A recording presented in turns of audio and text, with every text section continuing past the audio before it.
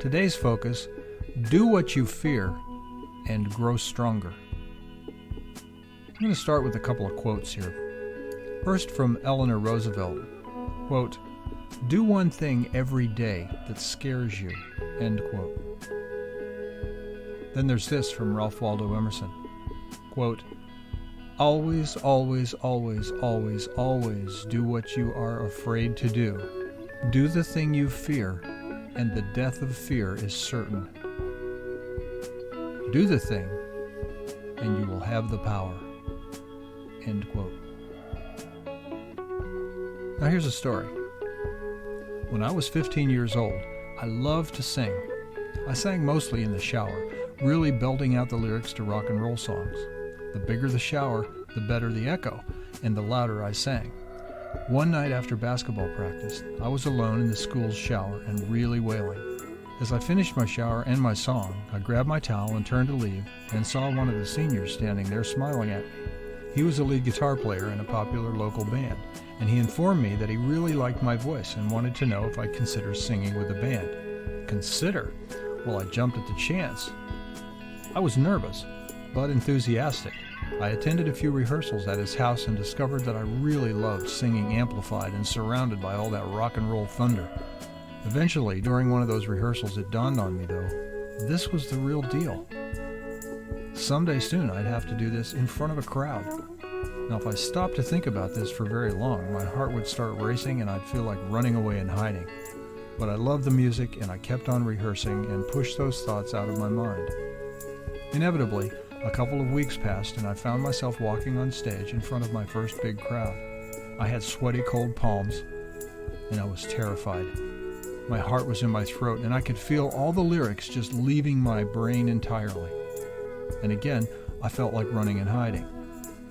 But ready or not, the band started playing, people started dancing, and I somehow started singing on cue, and the energy of it all just began to flow.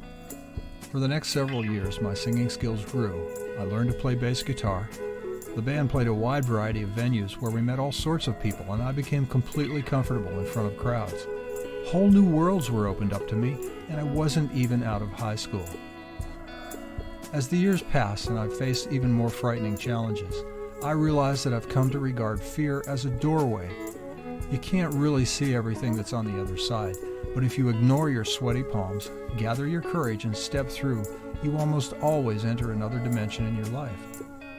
A dimension in which you are stronger than you were in the one you left behind. Consider these 5 truths about fear from Dr. Susan Jeffers in her powerful book, Feel the Fear and Do It Anyway. Dynamic techniques for turning fear, indecision, and anger into power, action, and love. Quote, "Truth number 1, the fear will never go away as long as I continue to grow." Truth number 2, the only way to get rid of the fear of doing something is to go out and do it. Truth number 3, the only way to feel better about myself is to go out and do it. Truth number 4, not only am I going to experience fear whenever I'm on unfamiliar territory, but so is everyone else. Truth 5, pushing through fear is less frightening than living with the underlying fear that comes from a feeling of helplessness. End quote. These are powerful ideas. Dr. Jeffers recommends that you copy these 5 truths, post them, and read them once a day for the next month. The object of the game: change your relationship with fear.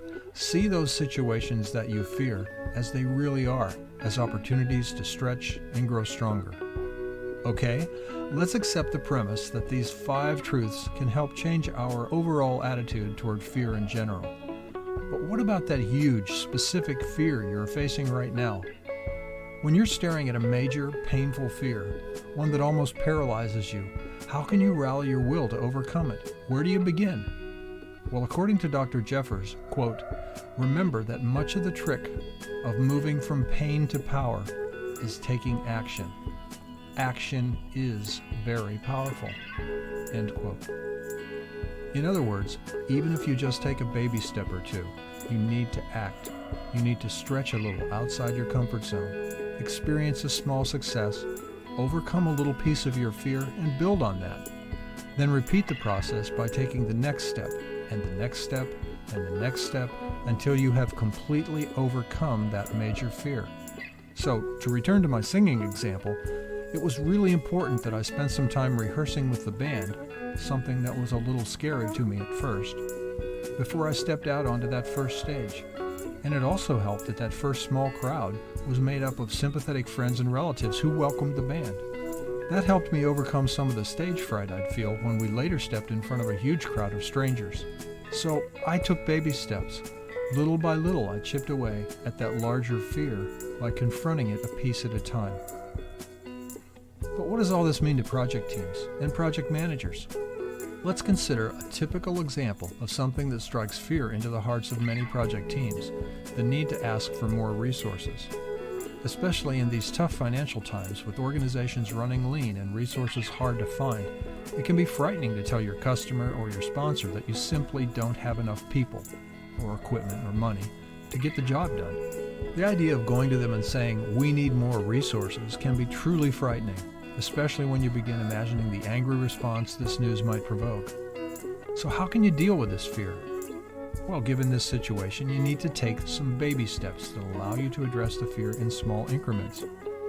So you might begin by doing some research, poking around and documenting the time it typically takes other project teams to perform the tasks that your project team is trying to complete.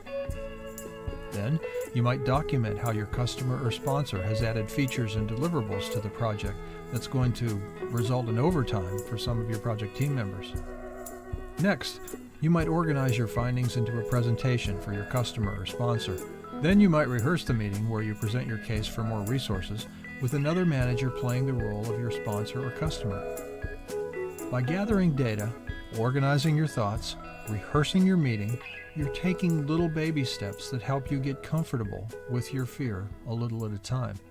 And you're growing at each step. Finally, you develop enough strength to step through that door and deliver your message. Sure, it's still a scary situation and you feel fear, but you've made yourself strong enough to endure the fear and get the job done. In short, you've learned that when you do what you fear, you grow stronger. In Susan Jeffers' words, quote, "Commit yourself to pushing through the fear and becoming more than you are at the present moment. The you that could be is absolutely colossal." End quote. So here's some challenges for you. You, project manager, project team leader, reflect on these questions.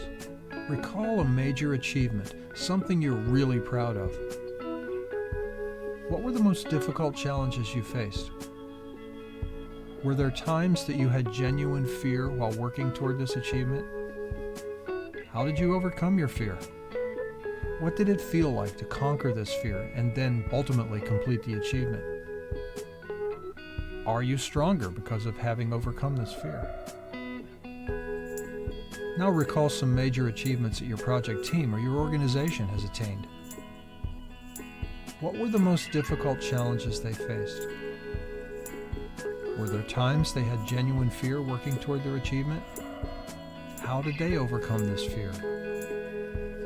Are the team members or the organization as a whole stronger because of having faced the fear and overcome it? Now consider some team challenges. Ask your team, looking back, what challenges have we been really afraid of, but ultimately prevailed? Did these make us stronger? Name one thing you would do differently on this project if you were guaranteed to succeed. Are there any great potential achievements in front of us that we are afraid to pursue? And if so, why? What baby steps can we take to start to chip away at a big fear that is paralyzing us? Should we practice, maybe? Get coaching? Do some sort of rehearsal? Visit someone else who's done this thing that we're trying to do and find out how they do it? And finally, project manager, consider these challenges. Make an inventory of ways your project team has faced really frightening situations and prevailed. Remind them how fearful they were and remind them how strong they are now that they have overcome their fear. Pay attention to your team and look for signs of fear. Look for ways you can help them reduce their fear. For example, mitigate or eliminate the consequences of failure. What can you do to reduce the consequences? Get them some help from an expert who has succeeded at a similar task. And encourage them to take baby steps that will build their confidence and spark their courage to tackle the thing they fear. And finally, praise their courage at making strong efforts to overcome their fear and try new challenges, even if they fail. To learn more, you can go to Philosopher's Notes and get the full notes and MP3 on Susan Jeffers' Feel the Fear and Do It Anyway. Or you can go to learnoutloud.com and get the 6-hour version of Susan Jeffers' Feel the Fear and Do It Anyway. And as always, you'll find links to all of these resources at the Inspired Project Team's blog. Look under the post, Do What You Fear and Grow Stronger.